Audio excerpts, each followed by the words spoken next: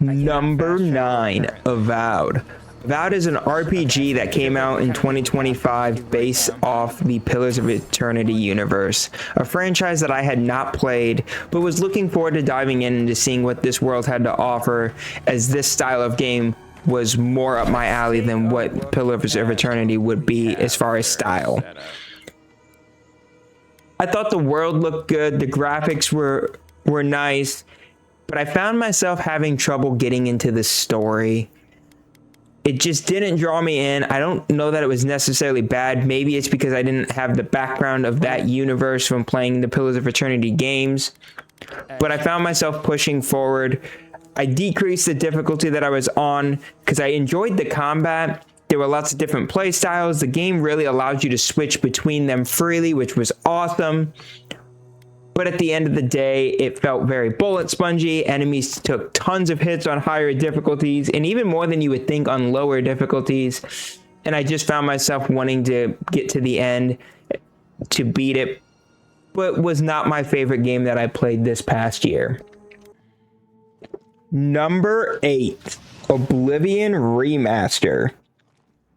I'm a huge fan of Skyrim. It was one of the first Elder Scrolls games that I had ever played, and I really enjoyed the open world, the combat, although I know there is much to be desired, but I had a lot of fun with it. And for me, when I first played Skyrim, it was one of the first games of that genre I had actually played. I could tell that they had upgraded the graphics and the gameplay in the remaster, more like a remake if I had to give my opinion on it, because I know they made drastic changes to combat and how it worked in the original. I never had played the original Oblivion, so this was a nice first look for me. I really enjoyed it, and it made me more excited for Elder Scrolls 6 coming out, hopefully before the year 2030, but we will see. Ultimately, it was a lot of fun. It scratched the itch of exploration, and ultimately it just made me excited to play more Elder Scrolls. It was a fun playthrough. I thought their ending scenes were really cool, and I look forward to going back and playing it again, probably a little more thoroughly than I did the first go around, as I had some other games I wanted to play at the time. Well, this is cool. Number 7, Ratchet & Clank Rift Apart. I had never played any of the Ratchet & Clank games, as I've played mostly Xbox throughout my lifetime once I really got into gaming in high school. This game was a lot of fun. There was great graphics. I thought the story was pretty interesting. The length of the game was very appropriate. I thought it left plenty of side content to do if you want. I found it rewarding, and I was exploring and doing most things that this game had to offer. There was lots of unique gun choices that you could use, and what I found great about this game was my ability and interest in using multiple different weapons that the game had to offer. In a lot of games I've played where there are different weapon choices, you find yourself using the same weapon over and over because you just think it's great. This one incentivized and made me use the different ones, especially the way that they ran through ammo, and it kind of helped make you use the different weapons, which I really appreciated because I found myself loving more of them than I thought I would have. Our subscriber goal to Number 6, Doom 2016. I had never played any of the Doom franchises. I'd heard great things about them and had decided that I wanted to play this game with the soon-to-be release of Doom: The Dark Ages. I found the gunplay to be extremely fluid, the music, although someone who listens to typically country, really enjoyed the rock-heavy music, kept me invested in the game, hyped and pumped up while I faced all of the different enemies that were thrown at me. This game was much more difficult than I expected, even though I didn't even play it on the hardest difficulty. I found it to be an extreme challenge, and I loved the thrill that gave me. I tend to play Souls games, XCOM, games that are hard, and this was right up my alley with that. One of my favorite things was using the different guns and really strategically handling the different fights and areas that the game had thrown at me. The arenas were really cool, the environment, and I just found myself really invested in the world and not wanting to put the game down. Number 5, Hollow Knight. Hollow Knight was a super successful game that was very popular, and I had not played it even though it had been out for years. I had heard fantastic things, and I wanted to give it a try based off the recommendation of my community.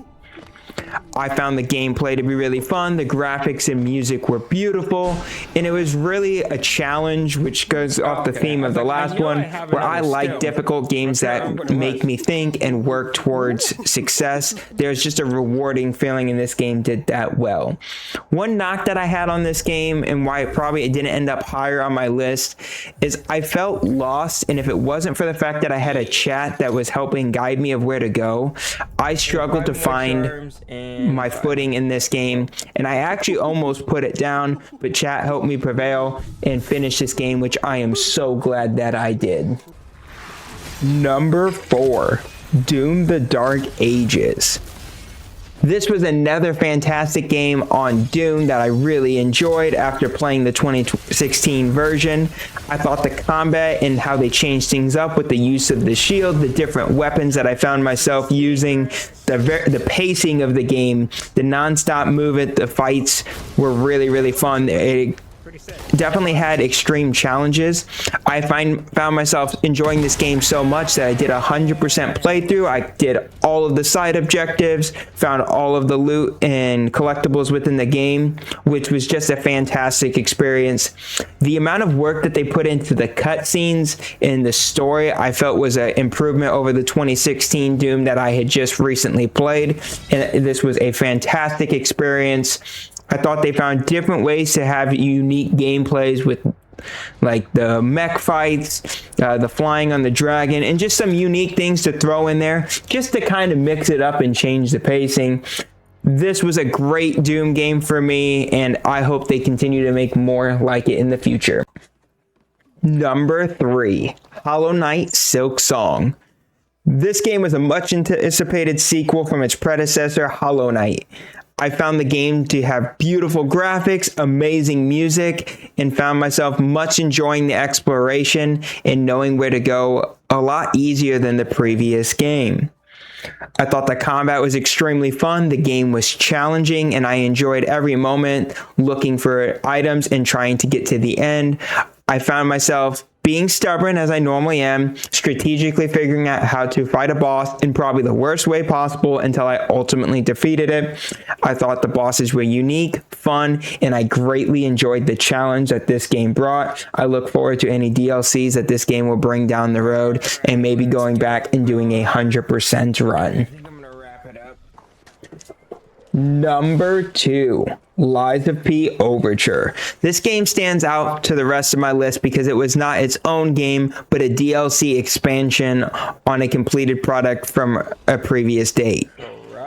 It was so much fun. There was so much content, which is why I felt that this was able to be on this list, as it was virtually a standalone game in that regards. There were many unique boss fights. The story was really great. The ending fight is one of the most insane things I've ever played in a game, and I had an absolute blast.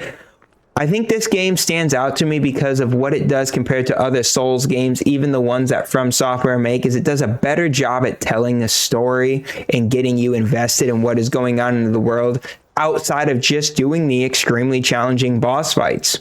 The unique weapon play and different options that you have, I found myself really enjoying this game, looking forward to playing it again over and over, as it was just one of the most fun Souls experiences I have ever played.